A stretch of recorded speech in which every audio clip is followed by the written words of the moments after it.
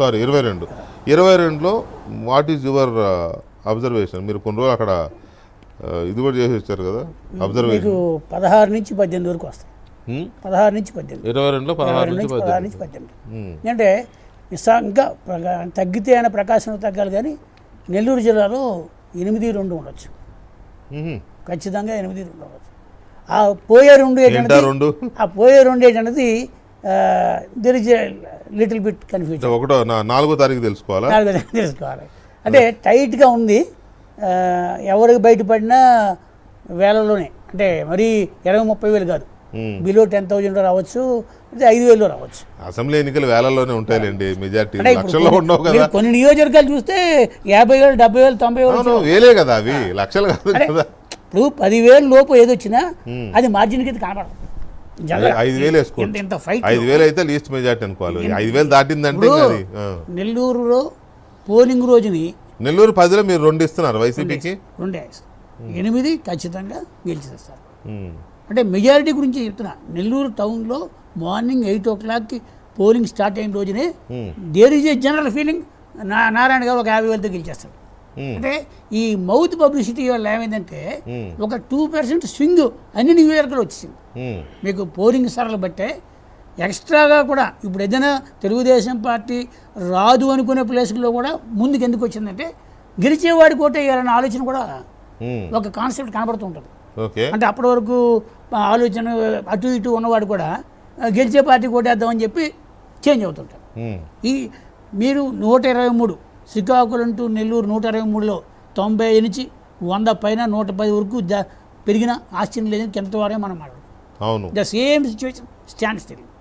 అంటే మీకు కారణాలు ఏవైనా కృష్ణా గుంటూరు జిల్లాలో ఎలాగైతే రాజధాని ఎఫెక్ట్ ఉందో సేమ్ రాజధాని ఎఫెక్ట్ విశాఖపట్నంలో కొట్టింది. గోదావరి జిల్లాలో అసలు ఈక్వేషన్ కూడా చేంజ్ ఉంది. అక్కడ పూర్తిగా క్యాస్ట్ ఫ్యాక్టర్ మీద వెళ్ళిపోయింది. అదే విశాఖపట్నం కృష్ణా గుంటూరు వచ్చేప్పటికి రాజధాని అంశం మీదే కాదు, పూర్తిగా రాజధాని అంశం. అంటే విశాఖపట్నంలో 7కి 7 గెలవడానికి మాకు విశాఖపట్నం రాజధాని వద్దని ఓటేసి, ఇక్కడ తీసేసేందుకు ఓటేసి. 2 డిఫరెంట్. మాకు ఎక్కడ రాజధాని ఉండాలి, మళ్ళీ చంద్రబాబు వస్తే, పవన్ కళ్యాణ్ వస్తే, బీజేపీ వస్తే మాకు రాజధాని నిలబడుతుంది అనే కాన్సెప్ట్ కృష్ణా గుంటూరు జిల్లాలో గత 2-3 సంవత్సరాల నుంచి ఉంది. ఎప్పుడు ఎన్నికలు జరుగుతాయా, ఎప్పుడు ఇతను దించేద్దామా? ఎందుకంటే ఇప్పుడు ఒక మాట చెప్పండి, కృష్ణా గుంటూరు జిల్లాలో అంటే కాస్త పొలిటికల్ సెన్సిటివ్ జిల్లాలు, సామాజిక వర్గాలు కూడా డిఫరెంట్గా ఉంటాయి. కృష్ణా జిల్లాలో కాస్త కమ్మ సామాజిక వర్గం డామినేటింగ్గా కదా నా పాపులేషన్ వైజ్ అనేది ఉంటుంది. గుంటూరులో పేరుకు చెప్తారు కానీ రెడ్డి సామాజిక వర్గం బలమైంది. పల్నాడు సైడ్ నరసరావుపేట దగ్గర నుంచి అసలు అమరావతి రాజధాని పెట్టిన ప్రాంతంలోనే వాళ్ళ పాపులేషన్ 19% ఉన్నారు. జగన్మోహన్ రెడ్డి ఒక అమరావతిని ముద్రేసాడు, కానీ అక్కడ ఉన్నది రెడ్డి సామాజిక వర్గం ఎక్కువ ఉంది. రైట్. అయితే నేననేది ఏంటంటే గుంటూరు, ప్రకాశం, నెల్లూరు ఈ 3 జిల్లాల్లో రెడ్డి పాపులేషన్ చాలా ఎక్కువ కదా. అక్కడ ఎందుకు జగన్కి బౌన్స్ అవుతుంది? మెయిన్ ఏంటంటే అసలు రెడ్డి అనే ఫ్యాక్టర్లో మనం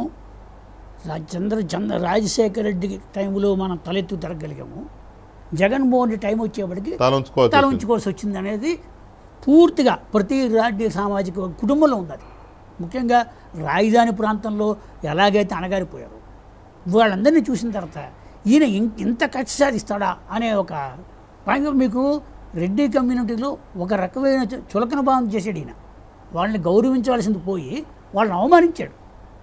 ఇప్పుడు కాసు బ్రహ్మ 4-5 తప్ప మిగతా ఇప్పుడు అసలు గుంటూరు ఆల్మోస్ట్ రాజ్యం చేసింది ఎవరు? రాజశేఖర రెడ్డి గారు అన్ని కులాలని ఎంటర్టైన్ చేసేవాడు,